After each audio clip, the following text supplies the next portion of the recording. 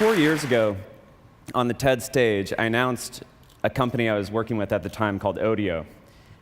And because of that announcement, we got a big article in the New York Times, which led to more press, which led to more attention, and me deciding to become CEO of that company, whereas I was just an advisor, and raising a round of venture capital and ramping up hiring.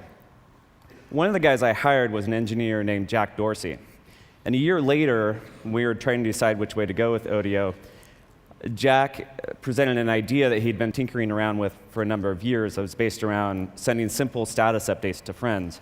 We were also playing with SMS at the time at Odeo, so we kind of put two and two together. And in early 2006, we launched Twitter as a side project at Odeo. Now, it's hard to justify doing a side project at a startup where focus is so critical. But I had actually launched Blogger as a side project in my previous company, thinking it was just a little thing we'd do on the side. And it ended up taking over not only the company, but my life for the next 5 or 6 years. So I learned to kind of follow hunches, even though you can't necessarily justify them or know where they're going to go. And that's kind of what's happened with Twitter time after time.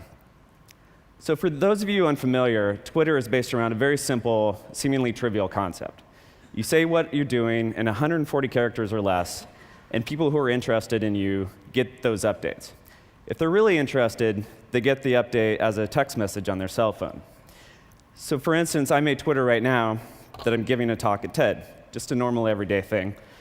And in my case, when I hit send, up to 60,000 people will receive that message in a matter of seconds.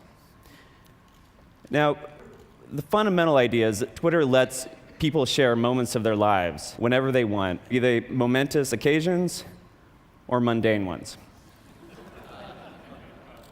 It is by sharing these moments as they're happening that lets people feel more connected and in touch, despite distance and in real time. This is the primary use we saw of Twitter from the beginning, and what got us excited. What we didn't anticipate was the many, many other uses that would evolve from this very simple system. One of the things we realized was how important Twitter could be during real-time events. When the wildfires broke out in San Diego in October 2007, people turned to Twitter to report what was happening and to find information from neighbors about what was happening around them. But it wasn't just individuals. The LA Times actually turned to Twitter to dispense information as well and put a Twitter feed on the front page. And the LA Fire Department and Red Cross used it to dispense news and updates as well. At this event, dozens of people here are Twittering, and thousands of people around the world are following along because they want to know what it feels like to be here and what's happening.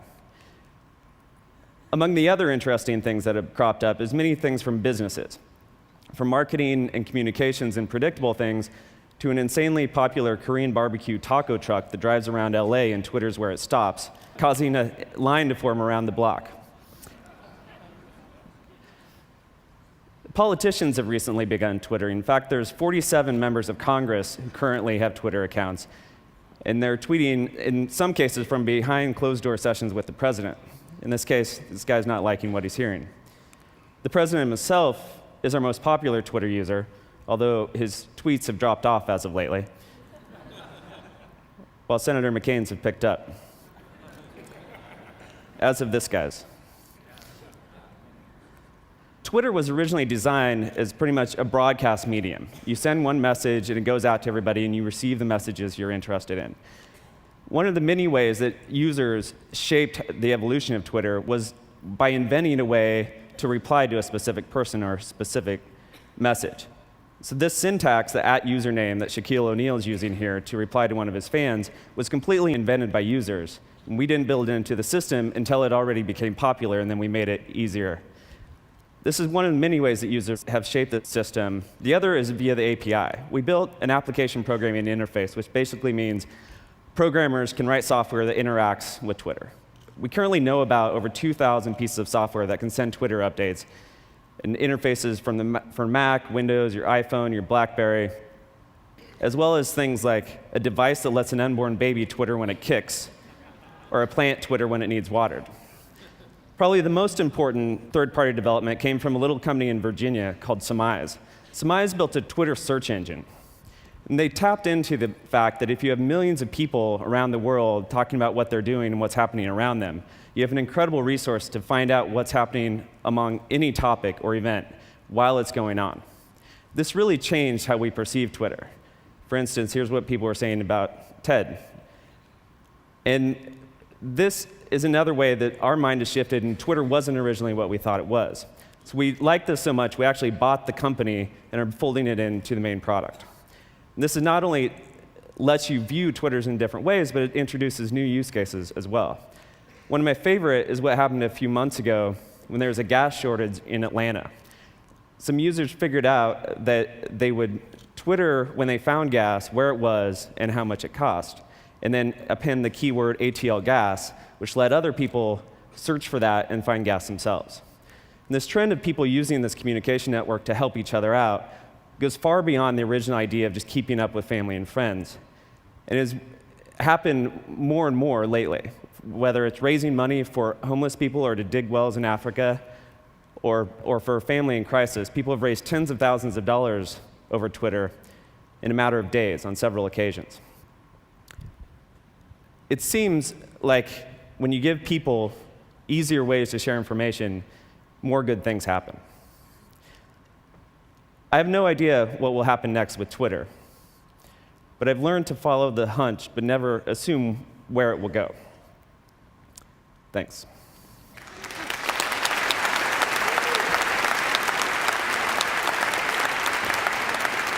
We're not quite done yet. So look, if we could have this screen live. This is actually the most terrifying thing that any speaker can do after they've been to an event. It's totally intimidating. So this would be the Twitter search screen. So we're going to just type a couple of random words into Twitter. For example, Evan Williams. Evan Williams, give people more good ways to share information and follow your hunch at TED. Currently listening to Evan Williams. Currently listening to Evan Williams. Oh, Evan Williams is just dying on stage here at TED. Worst talk ever. Nice, thanks. Just kidding. So, it's like.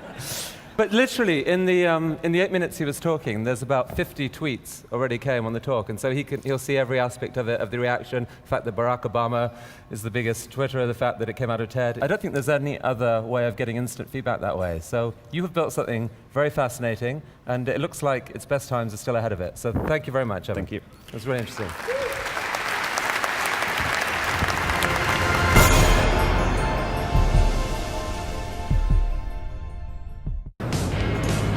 Hey, this is Jason with Stream GE. We're here in New York City. This is a photovoltaic micro solar panel. How many New Yorkers know anything about it? Let's find out. You guys know anything about solar energy? Nothing. Nothing. That's a photovoltaic micro solar panel. What do you think? It's a photovoltaic micro solar panel. Can you say that 5 times fast? I'll give you a candy bar. Do you know anything about photovoltaic solar panel? Photovoltaic? Photovoltaic. Micro solar panel. Micro Solar solar panel. panel. It's time for some facts about photovoltaic micro solar panels. I have friends who have these solar panels on their roof. Generate heat. We do have them in one of our houses, actually. Hey people, the sun is free. We can harness the sun's energy, so we should use it. Solar energy is an efficient alternative to oil and natural gas energy. Sun power! You say solar, you say energy, solar, energy, solar, energy. Check it out. If 7% of the land area of Arizona were covered with these photovoltaic modules, it would generate enough energy to power the entire U.S. on a sunny day. I dig it, harvesting the sun, right? Harvesting the sun. Jason with Stream GE on the streets of New York City. Do you know anything about solar energy? We need it. You need it? Not just for sun tanning, is it, buddy? Photovoltaic love. It's good stuff. Doesn't that sound like the kind of future? Keep you healthy. Eco-imagination. Eco-imagination. Eco-imagination. I'm a little bummed out about emissions too, but we got solar energy. I love eco-imagination. Stream D! I hope you enjoyed our show today. If you want to learn more about GE's commitment to solar energy, visit ecomagination.com. I'm your host, Jason. We'll see you next week.